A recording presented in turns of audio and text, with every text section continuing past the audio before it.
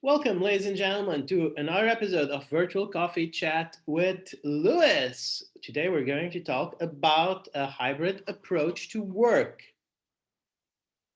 with some coffee. A bit hot. Anyway, this is my beverage of choice. It's a casual Friday, so I'm not my usual dapper self.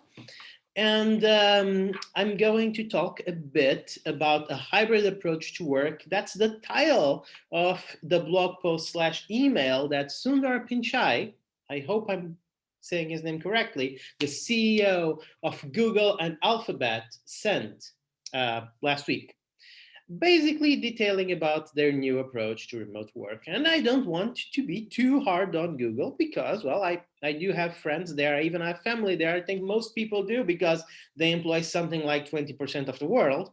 But, you know, I didn't particularly enjoy the email. And let me tell you why. I mean, you can look it up, but the gist of it is something like, we know you enjoy working remotely, so we're going to clamp down on it and drip feed it to you whenever we think it's optimal and if you behave. That's the gist of it, right? Sure, you can be a bit more generous than I just was, maybe, possibly, but not too much more generous, right? It sounded all very corporate speech. It dripped with the kind of optionality and flexibility that would be expected of a well-read tyrant with an iron fist. I mean, if I worked at Google, I'd be worried. Well, if I worked at Google and enjoyed working remotely, which I do. So my main problem, let me stop bad mouthing the email and actually get into the brunt of my concern here, is that my main problem with the email is that it feels like the onus of the decision of where to work is put almost squarely on managers and not on the employee, right?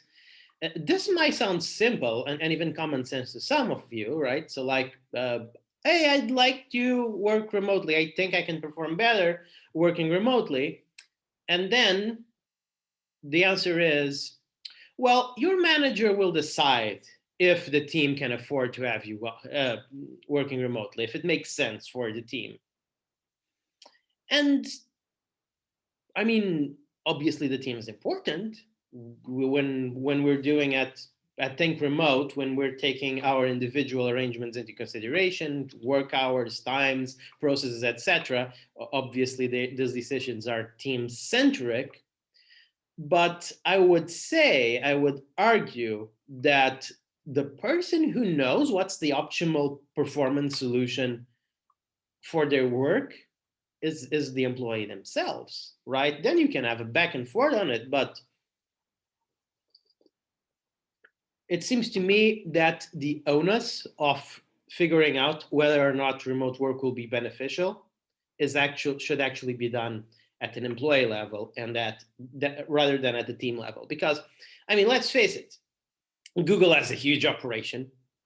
Some of those, right, some of their departments, I mean, they have a full on hardware department where they build stuff, right? You probably need people there, right? They operate distribution centers in some countries. So yeah, until you can make everyone be replaced by robots or drones, I guess you still need people there. But there's no kind of like 90% of the work that's done in Google doesn't require presence. And saying that it does, saying the manager, that really just means that the manager gets to decide based on their own impression of remote work and the value it brings. It's a very subjective decision, right? Rather than a decision based on facts and figures. So that's kind of disappointing, right?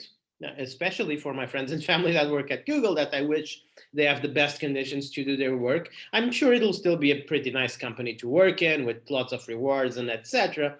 I'm not saying that everyone at Google should just up and quit, but it definitely feels less exciting, right? I wasn't expecting a wholehearted embrace of remote work, but I was expecting a bit more freedom to be given to their employees, saying, you know what, you can work wherever you want, unless your job actually requires physical presence, in a practical technical specification. And apart from that, we'll organize, management will reshuffle, reorganize, and where we deem that physical presence is necessary, we'll put the people that actually want to work physically, and elsewhere everyone will work remotely. This makes a lot more sense to me. But hey, what do I know? I'm not the head of a multi-billion-dollar company, so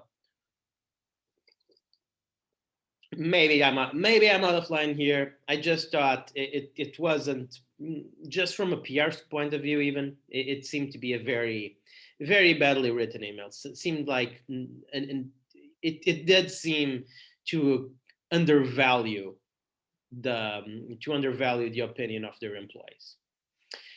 But anyway, what's your opinion? I mean, you can look at the email, you can look at the blog post, and let me know what you think.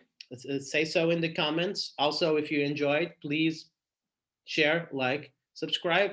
This was Virtual Coffee Chat with Lewis for Think Remote. Visit thinkremote.com for the best, latest news about remote work and a load of insights and guides. See you tomorrow.